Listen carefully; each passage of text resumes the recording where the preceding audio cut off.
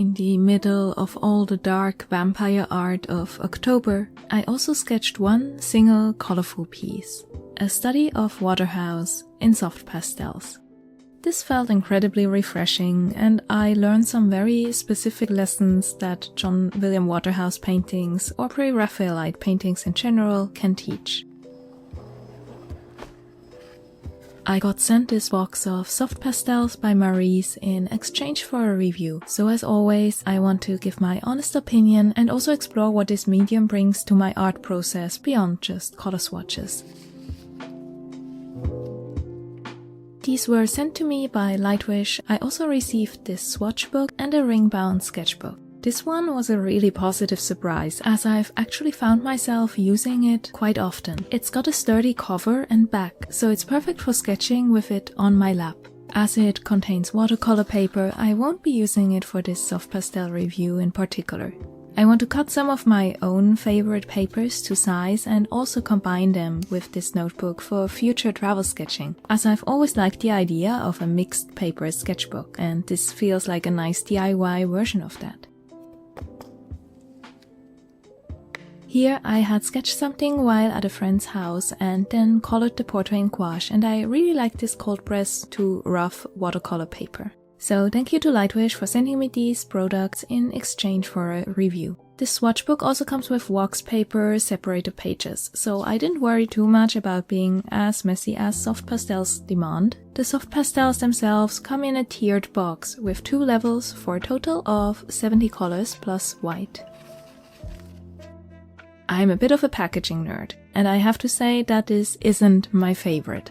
When taking out the top layer of soft pastels, you have to be careful because this interior box isn't sturdy but a bit wobbly, and I think the packaging would have profited from more protective foam or a more shock-absorbent version, as some of the pastels arrived slightly chipped. The outer box itself is sturdy though, and none of the pastels were actually broken or anything, so this is just my love of packaging aesthetics speaking, and I've given similar packaging criticism about too much stray dust, for example, for the much higher end Senili soft pastel set I reviewed previously. Generally, I rarely expect soft pastels to arrive completely pristine, as it's a very delicate medium.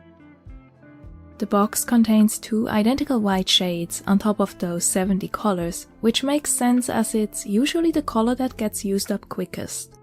I am disappointed that these don't have names for me to write down. While it's completely understandable for a Chinese brand to have only Chinese color names, they were only written out on the box cover itself, not the individual wrapping papers. Even without a name, though I do love beautiful, evocative or informative shade names, I'd have really liked some kind of pigment number or even just all of the shades numbered from 1 to 70 so that if I mix them up, I can still reorganize them at a later point or cross-reference my color swatches here.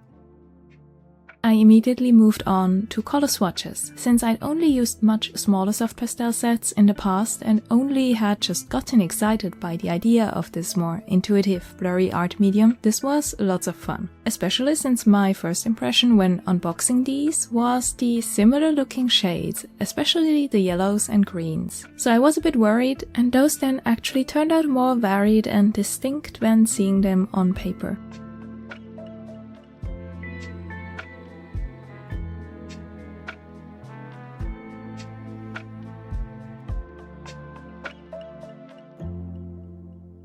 Most blended really evenly under my finger, while a few were a bit crumbly. Though overall this swatching process was much less messy than I expected. These apply smoothly, without any uneven scratchy feeling parts, and with the exception of 1 or 2 crumbly shades, they were easy to push into the paper.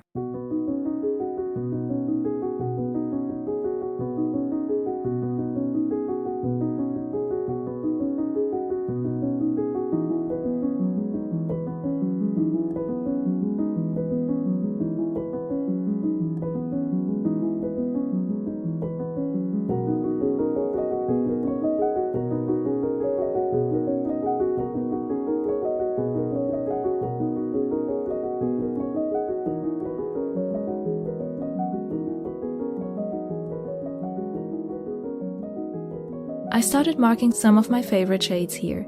That doesn't just mean the color itself, but also the texture. Only the softest, powdery yet buttery feeling shades with vibrant or moody colors are marked here, and I'm thinking about marking the actual pastel sticks wrapping with similar star symbols so I can find my favorites more easily.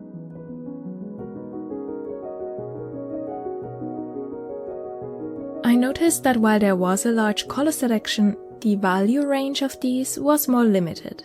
I wish there'd been a near white yellow, a near transparent looking pink, a delicate willow green. Only the blue color range had a near white version among it, and I found in the past with other art supplies that those kind of shades just make for great gradient and blending options. The semi-transparent paper wrapping of each individual soft pastel stick wasn't always precisely aligned, as you can see here. This doesn't hinder the drawing process, but still it falls under those same packaging aesthetics and presentation that I mentioned before. The longer I swatched this color selection, the more my imagination started going. What kind of test sketch would suit this collection?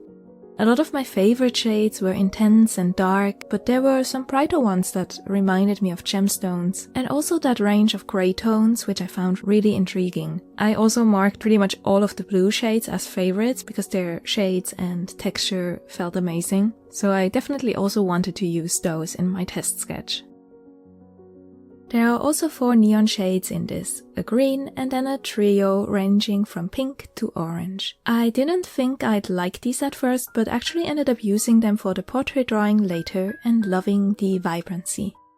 The box does come with those 2 white shades, and I tested layering them here. They mixed easily with the underlying color swatch, turning it a value or 2 brighter. For testing a wide array of colors and both very light and very dark shades, John William Waterhouse paintings are perfect. He has very clear local colors, and while the paintings at first glance look very bright, there are some deep, near black shadows to be found. I sketched in the close-up composition of what I wanted to draw really roughly, and then got right into it with these pastels. Soft pastels still scare me a bit. They are more difficult to control than any other art medium I've used so far. But for this color study, I leaned into that, going for expressive and slightly wilder strokes, not too concerned with precision, but giving all of my focus to color and values. The first layer went incredibly quick as I blocked in some key colors and then blended those using my fingers. I could have gone at it a bit more delicately, softly sketching in details, but for this review I wanted to focus on what comes intuitively and how these layer and blend as I go along. As my first try with soft pastels was very small, this time I wanted to go much bigger. I'm sketching on an A3 pastel paper by Moongyo, which has a texture that might be a bit distracting at very small sizes, but holds on to pastels, be it soft pastels or oil pastels, easily. I want to invest in a slightly smoother pastel paper soon, but this has worked well for me so far.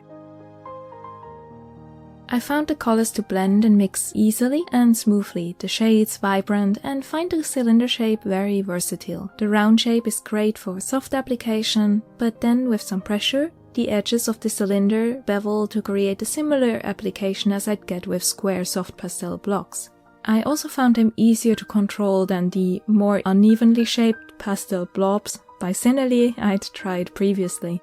While I'm not a fan of the individual sticks packaging, the paper wrap without numbering or color names, it still made them way less messy to use than the unwrapped pastels I'd given a try in the past, and kept my fingers clean for the actual blending on paper.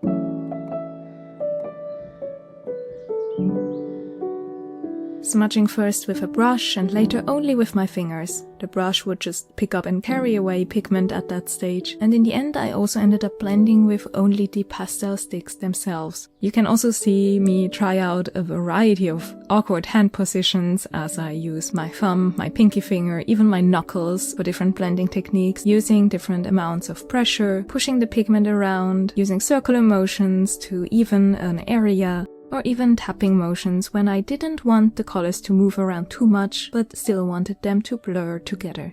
After the first layer, I re-evaluated my colors and especially the values. That's where Waterhouse and Pre-Raphaelite paintings in general can always teach me something new.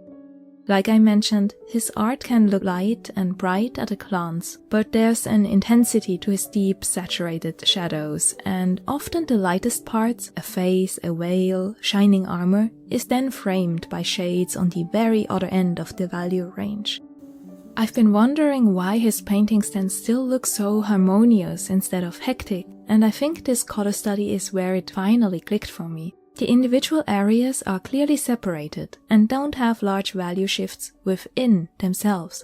Let me explain. The face of Isolde here is one of the lightest elements in the painting, immediately then framed by a dark ocean and her dark hair. But within the face itself, there are a few stark shadows, some reddish and blue hues for her eyes, red and purple for the lips, and some green and purple on her jawline. But if you hold this portrait next to a piece by, for example, Rembrandt, the face is very evenly lit from the front. A bit like beauty lighting nowadays, where reflectors bounce light to make features look soft and even, instead of the dramatic Rembrandt or split lighting. Then the hair is all dark. There are no specular bright white highlights, just a shift from medium brown to darker brown.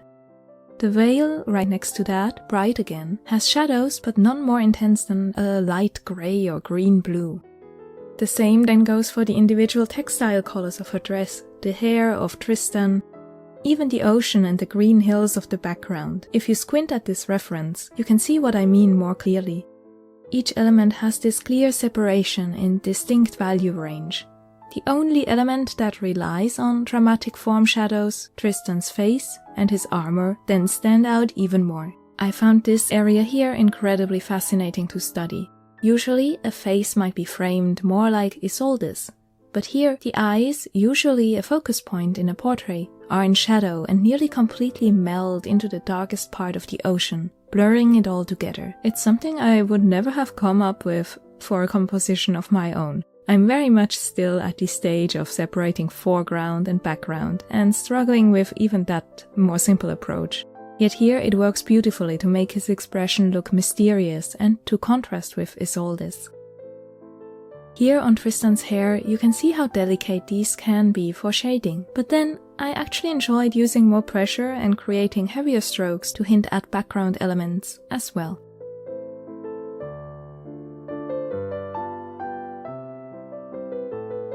I ended up using the neon pink for the blush on Isolde's cheek, such a saturated area of her face that still stays in that very light value range that I mentioned earlier, and the vibrancy of that neon pink was perfect to add that hint of liveliness. These soft pastels layered beautifully as I explored all of these color relations. This is a wonderful medium to study art with, as I could subtly change hues and values, blend and layer and mix directly on the paper. Compared to mixing paint on a palette, this gives me a very direct look at how the color looks next to the colors already placed in this sketch. And I just found it very intuitive for this learning opportunity. I think some areas have 4 or even more pastel color layers, and they still blended really well at that stage. They also forced me to stay soft, to remember that the actual original oil painting is much larger, and forcing a detail level on this smaller format with such a soft medium would be counterproductive. While these create a lot of very fine dust, it didn't just uncontrollably fly off everywhere, but adhered to the paper pretty well. I got really into it the longer I drew with these and truly enjoyed the process, so I hope you'll see them show up again in upcoming 100 Heads challenge videos, which I kinda considered this master study to be a part of, as I focused on the portraits and their relation to the environment. At the end of the sketching process, I just held the drawing upside down over newspaper and shook the remaining dust off gently, which then kept the drawing surprisingly clean. Overall, while I started skeptical due to some packaging and that naming and numbering issue, I then ended up truly enjoying the actual painting process. The wide variety of gray tones and some beautiful brown shades makes it easy to tone down the more vibrant colors, and I constantly reached for both white pastels to use for blending. While one particular ochre shade was still grumbly, overall everything else applied evenly, and I was able to use the cylinder edges to carve out some detailing whenever I really wanted to. Keep in mind that the lack of pigment numbers or color information probably means that these aren't particularly light fast. I haven't had the time or the nice weather to properly test that, but usually having no pigment numbers is a strong indicator of that. Soft pastels will never be a main medium for me due to how delicate the final drawings are, even with fixative spray. But they force me to let go, to look at the bigger picture, literally, instead of hyper-focusing on details. And during a month in which I was pretty burned out from work and Inktober, the evening spent sketching this study felt incredibly relaxing. If you were looking for a review of these soft pastels, I hope this gave you a detailed first impression of both the good and the bad. If you like master studies and pre-Raphaelite art, I hope you found my own learning process helpful for yours. And if you're here because you've been following my Dracula illustration journey, I hope this very different and very colorful process made for a nice break. Thank you so much for watching, and I hope to see you in my next art video.